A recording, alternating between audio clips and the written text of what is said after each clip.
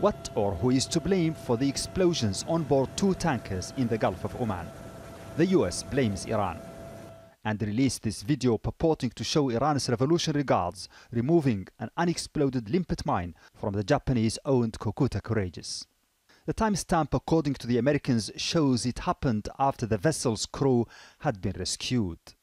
Well, Iran did do it, and you know they did it because you saw the boat. I guess one of the mines didn't explode, and it's probably got essentially Iran written all over it.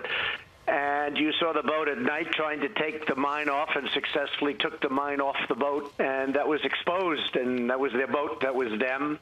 And they didn't want the evidence left behind. I guess they don't know that we have things that we can detect in the dark that work very well. Russia and Germany say the video is inconclusive and the incident requires further investigation. Iranian leaders accuse the US of what they call sabotage diplomacy aimed against their country. Speaking at a gathering of Eurasian leaders in Kyrgyzstan, Iranian President Hassan Rouhani said the US is pushing an aggressive stance that cannot be tolerated.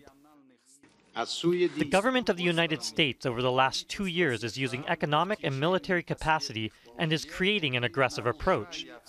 The United States has stepped over all the norms and regulations of the international community and has created new threats for the region and the world. Amid the war of words, the Japanese owner of one of the ships has cast doubts on the US claim that mines were used. He said the ship's sailors saw flying objects before the explosions. For analysts, hard evidence is scant, but intentions on the one side or the other are easy to gauge. Iran may well want to prove that if squeezed, it can hit back by disrupting oil supplies through the Strait of Hormuz.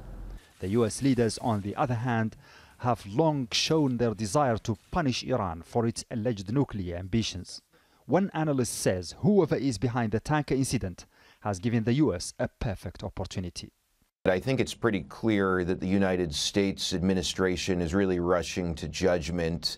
There's quite a bit of cynicism out there among people who are trying to read the messages from Pompeo. A lot of people think this is possibly a little too convenient, given that there are some in Washington, some in certain countries in the region that want to see the tensions between the U.S. and Iran remain really high. Some of those countries are Iran's Sunni Muslim neighbors, Saudi Arabia and the United Arab Emirates, in addition to Israel. But there's no telling what a war on Iran could cause to the region.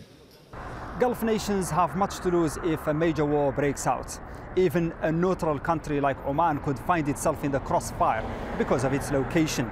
Other richer nations, such as the United Arab Emirates, may well rethink before encouraging a conflict that could end their economic